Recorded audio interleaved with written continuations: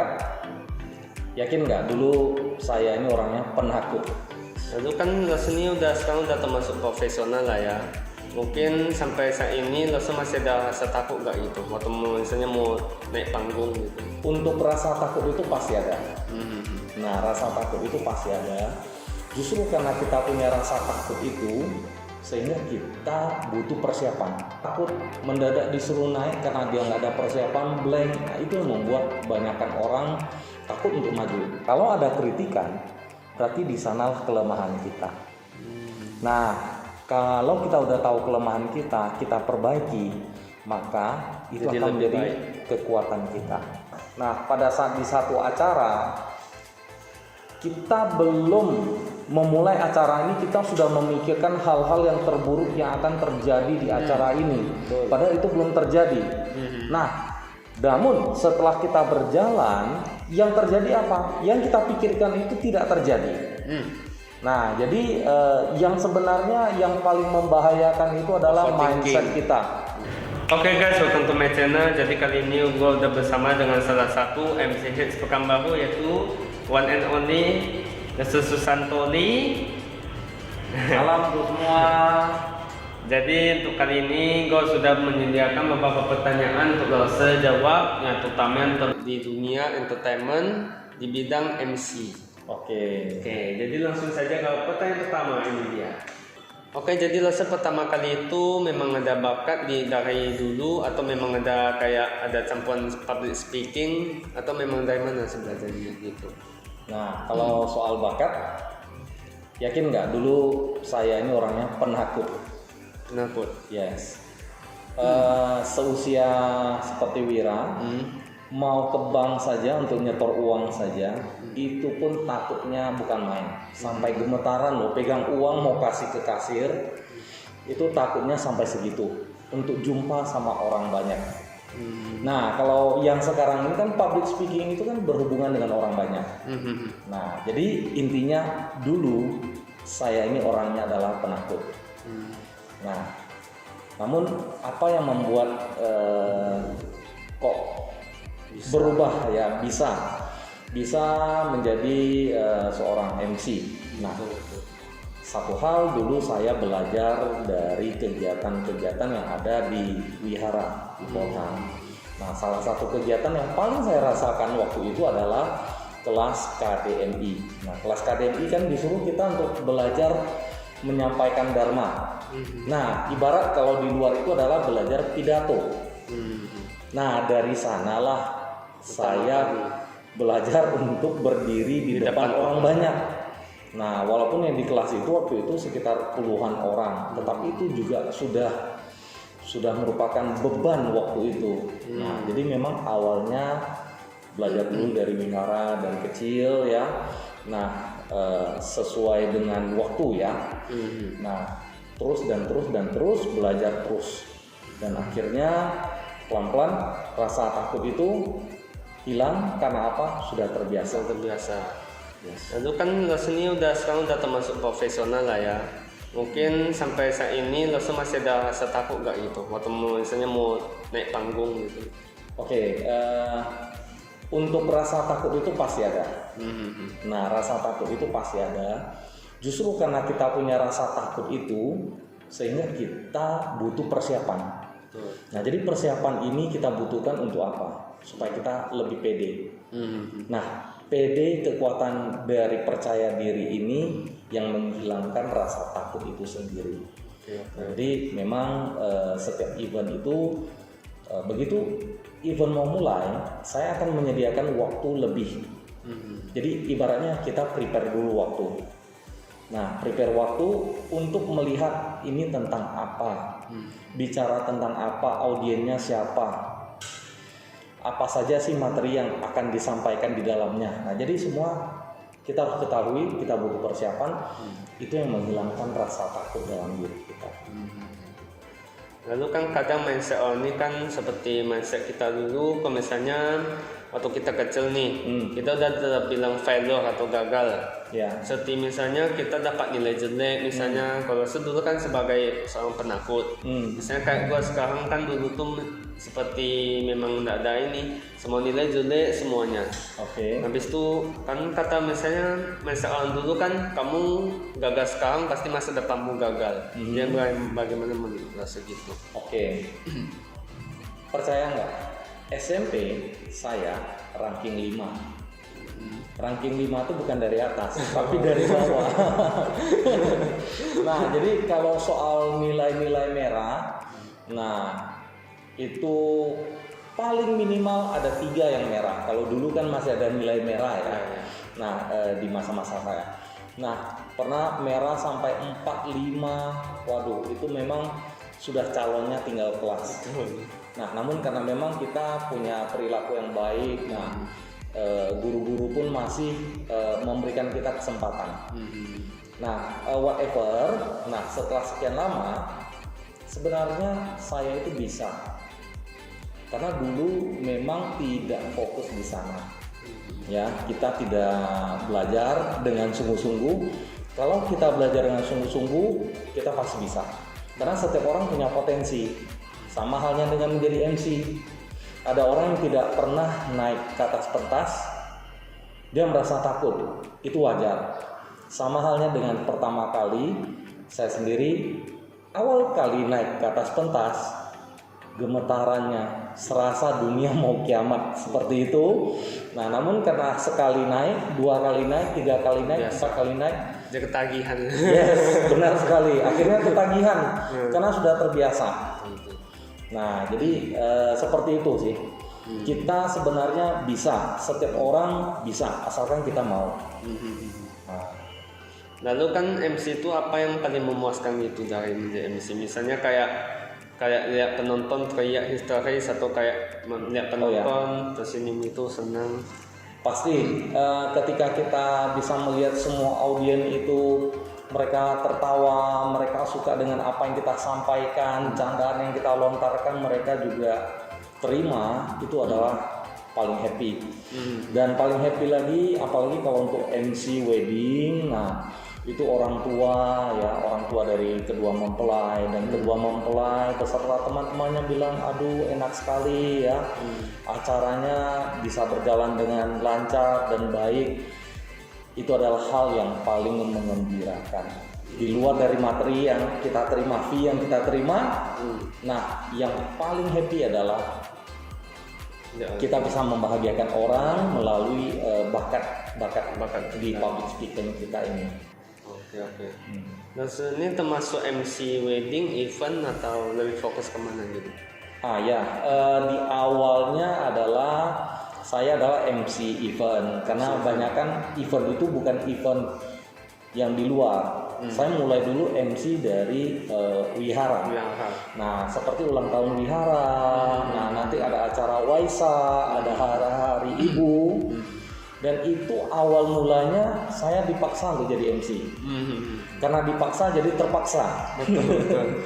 Ya kan? Nah, jadi memang awalnya stres juga. Kita nggak pandai, kita takut. Nah, namun ya seperti yang tadi saya katakan, kita bisa karena biasa. Jadi ketika sudah terbiasa, malah kata Wira tadi ketagihan. Ya kan, setelah timbul ketagihan inilah sebenarnya bakat kita terus bermunculan. Seperti itu. Sama kayak gua nih juga kemarin bawa video ini juga ketagihan. Padahal awalnya gua memang tidak ada bakat apa-apa di bidang video itu kan, karena diperkenalkan sama satu guru sama satu tim, ikut terus. Padahal memang nggak tahu apa-apa waktu itu. Cuma pakai kamera yang pocket kamera itu. Karena dia diundang itu kan, lama-lama dia terbiasa juga gitu. Jadi mungkin waktu awal menjadi MC ada rasa ambigu gak gitu? Kan setiap orang memiliki rasa ambigu untuk mulai kan gitu. Oke, berarti ambigu ini dalam arti adalah keraguan ya. Keraguan untuk memulai sesuatu. Kalau ragu untuk menjadi MC mungkin di awal iya. Di awal iya, karena memang kita belum profesional. Profesional artinya adalah jam terbang kita belum banyak. Nah, jadi masih sedikit.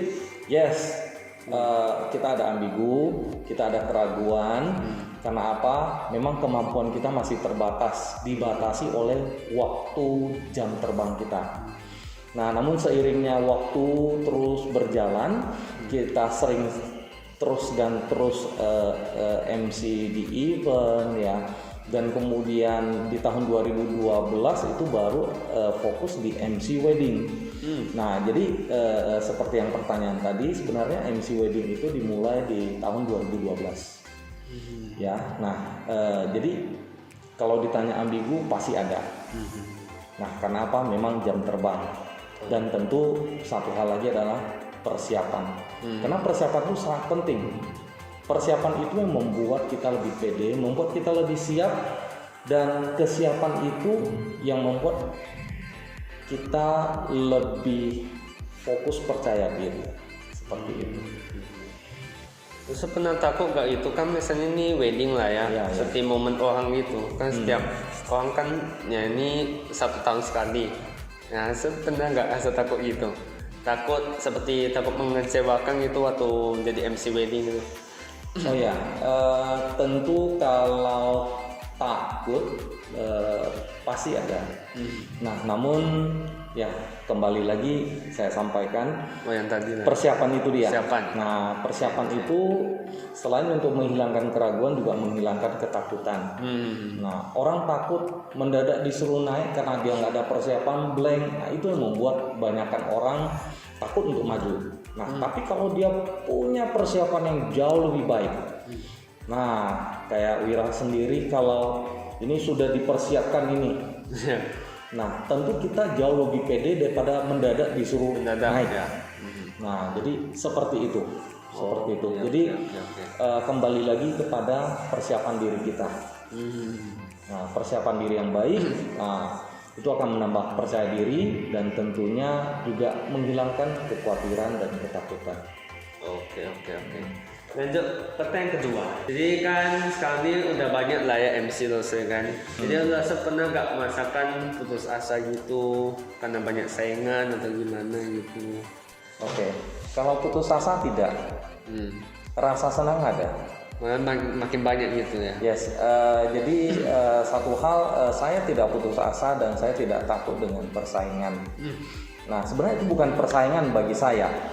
Nah, justru saling berbagi ya. Ya, justru saya berkenalan baik dengan MC yang teman-teman yang punya profesi yang sama dengan saya.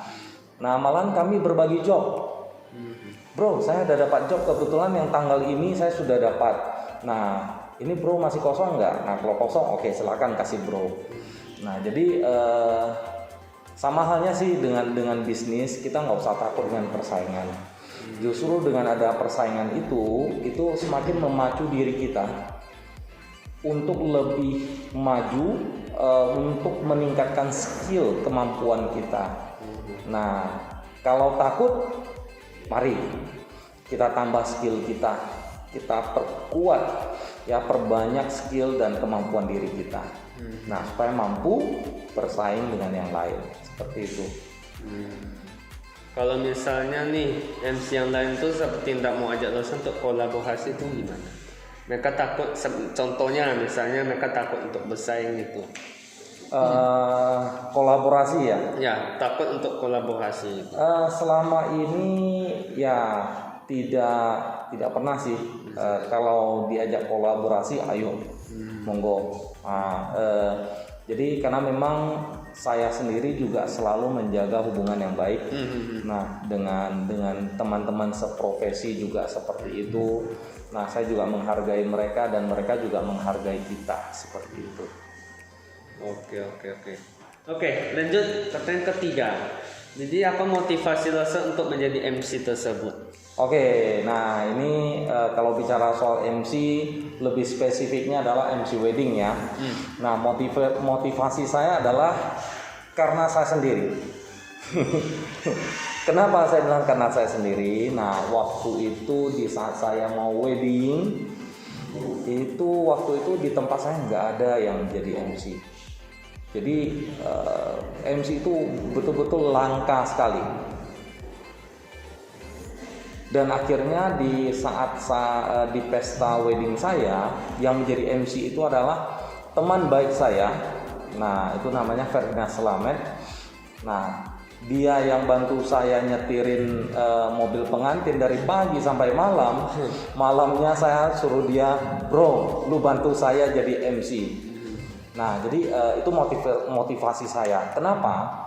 Banyak sekali pengantin-pengantin baru, calon mempelai baru, mereka tidak tahu apa yang harus mereka lakukan. Nah, kalau mereka bertemu dengan MC yang tepat, bayangkan ini adalah acara seumur hidup cuma sekali.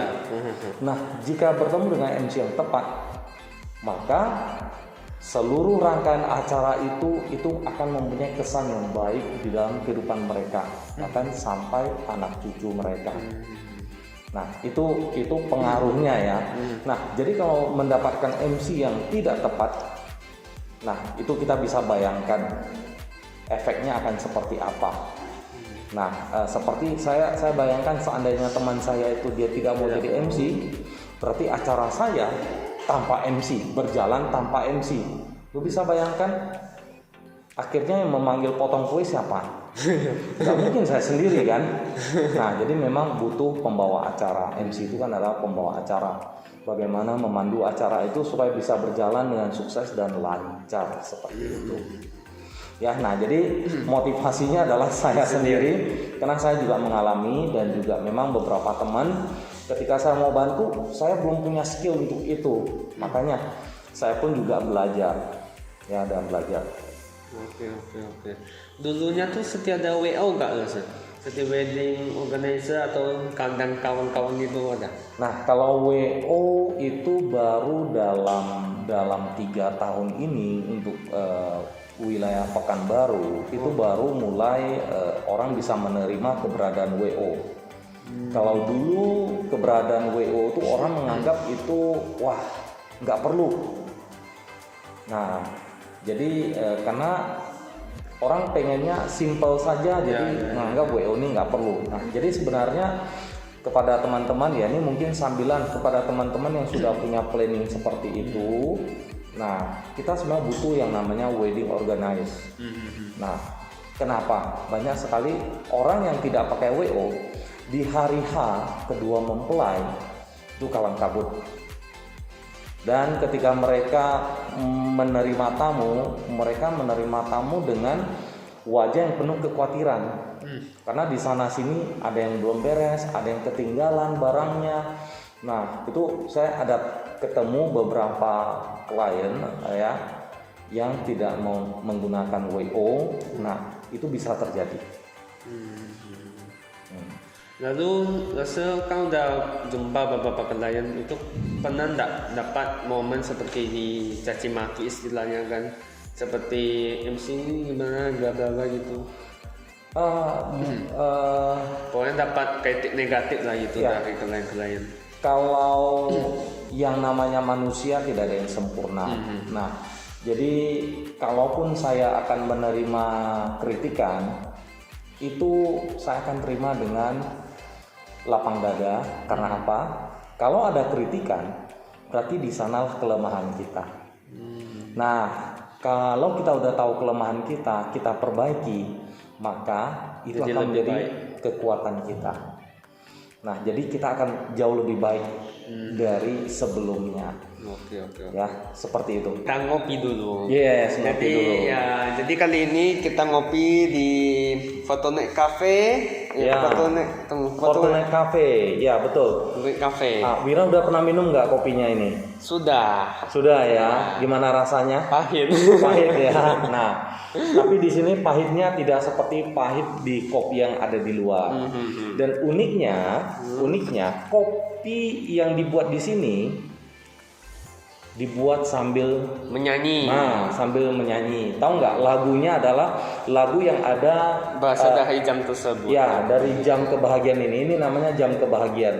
Ya, nah jadi di sana ada 12 kata-kata yang penuh dengan motivasi. Nah, jadi untuk membuat satu cangkir kopi ini mereka sambil menyanyi. Kadang butuh waktu berapa lama untuk buat? Nah, kalau butuh waktu berapa lama untuk buat ini? 10 menit. 10 menit. Nah, 10 menit. Oke. Kayaknya kita langsung coba aja ya. Oke, boleh. Nah, silakan. Tapi sebelum itu katanya sambil minum dulu ya, minum Iya, air betul. putih ya. Untuk saya satu dong. Oh iya. Nah, ini ya. Oke. Nah, tos dulu kita ya. Oke. Buka maskernya. Enggak mas.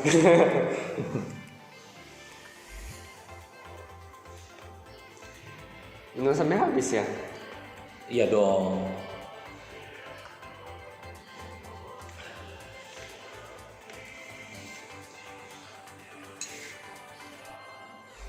Nah, dan uniknya sebenarnya cara minumnya ini nggak perlu banyak-banyak, sedikit-sedikit dulu dinikmati.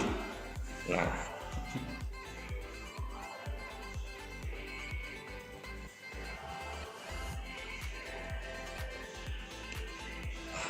ini ada sedikit manisnya, terasa manis, pahit, Manis. manis kan? Iya. Nah, kenapa bisa manis? Nah, karena memang ya itu dia uniknya kopi ini tidak pakai gula. Nah, dan ketika kita minum seduhnya satu gelas ini, itu akan lebih nikmat. Dan apalagi ditemani dengan roti tentunya. Wah. Roti di sini ada terbagi menjadi banyak roti, banyak jenisnya. Jadi roti ini dia dibikin setelah difermentasi selama 20 jam. Jadi rasanya ada rasa manis gitu kan, banyak isi-isi. Jadi kalian boleh makan di sini Fortunet Cafe. Lo tahu enggak alamat nih di mana? Oh, pasti.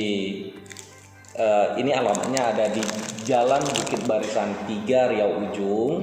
Nah, tepatnya di Komplek Mahawihara atau Pusdiklat Bumi Suci Maitreya. Nah, silakan ya teman-teman semua, mari kita coba datang nongkrong di sini. Enak banget ya, enak banget, santai banget di sini dan tenang. Itu dia paling penting, tenang. Oke. Tenang bro. Oke, karena kita sudah minum kopi, nongki. Kita lanjut ke pertanyaan keempat. Kopi kita pakai masker lagi karena kita gunakan protokol kesehatan. Jadi langsung saja ke pertanyaan terakhir. Jadi ini dia. Jadi apa pesan Lose untuk mereka yang mulai untuk mencoba untuk menjadi MC? Karena mungkin dari mereka ada sedikit rasa takut untuk memulai itu. Oke. Rasa takut itu pasti akan dialami oleh setiap orang dan bahkan public speaking ini adalah hal yang paling menakutkan tidak hanya di kita, tidak hanya di Indonesia, bahkan di Amerika itu hampir 90% orang takut dengan public speaking ini. Nah, jadi kepada teman-teman yang memang mau belajar ya seperti MC ini, so pesan saya adalah mari Anda langsung mulai saja. Mulainya dari mana? Dari titik kecil. Yes, paling kecil itu siapa? Pada diri sendiri. Kita coba belajar ya menjadi MC itu di depan cermin. Itu. Yang kedua adalah bersama kelompok kecil. Contoh adalah keluarga, papa, mama, abang, adik, atau dengan teman-teman satu kelompok, teman-teman yang sering kita kumpul. Nah, dari kelompok kecil, kelompok besarnya, nah kita memang harus coba lagi. Nah, jadi untuk menjadi MC tidak mudah, tetapi memang harus dimulai dengan langkah yang pertama. Nah, dan ini untuk menjadi MC yang profesional itu dibutuhkan jam terbang yang tinggi juga. Jadi kalau tidak memulai, Anda tidak akan jadi profesional. Karena yang tidak mungkin terjadi bisa terjadi kalau kita memulai, gitu kan? Yes. Lalu kan tadi itu seperti tentang MC kan. Apa pesan Lose untuk mereka yang mungkin dia tidak memulai? Karena mungkin dia kayak gimana yang bilangnya ya? Dia lebih pikirkan masa depan gitu. Kalau misalnya dia mau beli kamera nih, dia pikir masa depan, uang untuk masa depan, bla bla untuk masa depan. Akhirnya dia tidak memulai apapun gitu. Tidak ada yang sesuatu yang terjadi gitu. Oke, baik. Itu pesan untuk mereka. Nah, jadi teman-teman, kita hiduplah di masa sekarang. Ya, kita bukan hidup dari masa lampau atau kita hidup selalu memikirkan masa depan. Masa depan itu belum terjadi, belum pasti.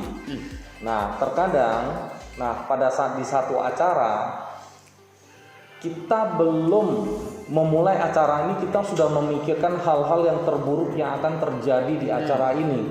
Padahal itu belum terjadi. Nah, namun setelah kita berjalan, yang terjadi apa? Yang kita pikirkan itu tidak terjadi. Nah, jadi yang sebenarnya yang paling membahayakan itu adalah mindset kita.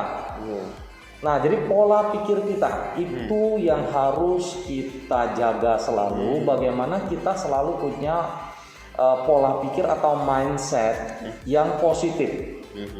Mindset harus positif, tapi corona harus negatif. Nah, jadi sedikit candaan ya.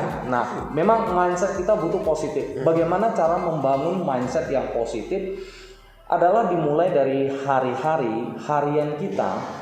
Nah, mari kita coba berkata dengan kata yang jujur, kata-kata yang penuh positif, yang mulai dari sehari-hari kita. Nah, terus bangun dan terus bangun dan terus bangun dan terus bangun. Dan itu akan membantu diri kita menjadi orang yang penuh dengan mindset yang positif ya. Jadi dengan mindset yang positif kita tidak gampang menyerah, putus asa. Karena orang yang putus asa selalu karena dia sudah berada di ambang kehancuran. Karena apa? Mindset dia sudah tidak benar. Nah, jadi mari kita perkuat mindset kita, ya, pola pikir kita. Nah, sehingga dengan pola pikir yang benar, walaupun kita berada di kondisi yang kritis, tapi kita masih punya mindset atau pikiran yang positif ini, itu yang akan bisa membantu kita. Nah, seperti itu. Oke. Kalau menurut Lose, kalau misalnya kita mau mulai nih, boleh gak kita nekat? Misalnya kita seperti nekat untuk beli kamera mahal, nekat untuk misalnya langsung terjun ke dunia profesional gitu. Oke, untuk nekat tentu nekat yang terukur. Nah, jadi kita bukan nekat itu adalah nekat langsung yang tanpa terukur. Artinya kita nekat sembarangan, no. Itu sangat berbahaya sekali ya. Nah, jadi kepada teman-teman misalnya, kalau kita mau membeli, contohnya kita mau membeli handphone lah, handphone terbaru sekarang, kenapa kita mau membeli? Apakah ini merupakan kebutuhan yang mendesak dan ini bisa mendukung kinerja kita? Atau kalau memang gaya-gayaan aja gitu. Nah, kalau untuk gaya-gayaan itu mungkin satu hal yang berbeda. Ya, betul. Gaya-gayaan plus yang bisa menghasilkan uang, monggo silakan. Nah, ada orang yang gaya-gayaan, dia perlu karena apa? Untuk misalnya kayak endorse itu. Endorse, oke. Nah, karena itu menghasilkan. Nah, makanya kita mau gaya-gayaan, kita mau nekat untuk mencoba sesuatu, boleh asal itu terukur. Terukur itu tentu kita bertanya dulu. Pertama, contohnya kayak Wira tadi bilang mau beli kamera. Nah, kenapa mau beli kamera mahal ini? Nah, kamera yang sudah ada apakah sudah tidak mencukupi? Nah, kalau masih bisa mencukupi, pakai saja dulu. Uang yang ada terus kita tabung dulu untuk beli yang ini. Ya, mungkin kita akan beli yang jauh lebih baik daripada udah naik skill kita. Bisa jadi ya, karena untuk kamera memang yang saya tahu itu selalu mengalami update dan update terus ya. Nah, jadi kepada teman-teman, sebelum kita menjalankan sesuatu, nah, tolong kita bertanya lagi kepada diri kita, why? Kenapa? Nah, yang kedua adalah apakah ini mendesak? Yang ketiga, apakah membantu kinerja kita? Nah, jika membantu kinerja kita, nah, yang keempat dari sisi keuangan kita. Kalau nekat-nekat tapi utangnya makin banyak itu kan? Itu tidak ada manfaat, justru menambah stres ya. Menambah stres. Nah, jadi ya memang segala sesuatu kalau bisa terukur lah. Oke, jadi itu saja untuk kali ini. Mungkin dari kalian mau booking MC, jadi mungkin kalian bisa follow IG-nya Basu Suranto, yaitu mc.susantoli. Ya, mc.susanto.lee. Jadi nanti deskripsinya gua taruh di bawah. Jadi bisa nomor teleponnya juga mungkin. Ya, boleh kalau teman-teman yang mau pesan atau mau konsultasi dulu boleh ya di nomor 0852 7496 3777. Oke. Jadi untuk seperti kalian untuk mau ke MC boleh langsung kontak sama atau DM lah ya, DM sama Dr. Susanto. Yes. Jadi ya walaupun selama pandemi ini ya tetaplah jaga pola makan kalian, atau bisa kalian makan di Fortunet Cafe ya, lebih tepatnya di yang seperti tadi dibilang di dalam Bukit Barisan 3 Raya Ujung, lebih tepatnya di komplek Masjid Kelab Bumi Suci Maitreya. Yeah. Jadi ya itu saja, semoga bermanfaat, semoga membantu. Jadi ya itu saja, saya ulas helpful. Oke, terima kasih Lose. Oke, thank you. Makan lagi, makan.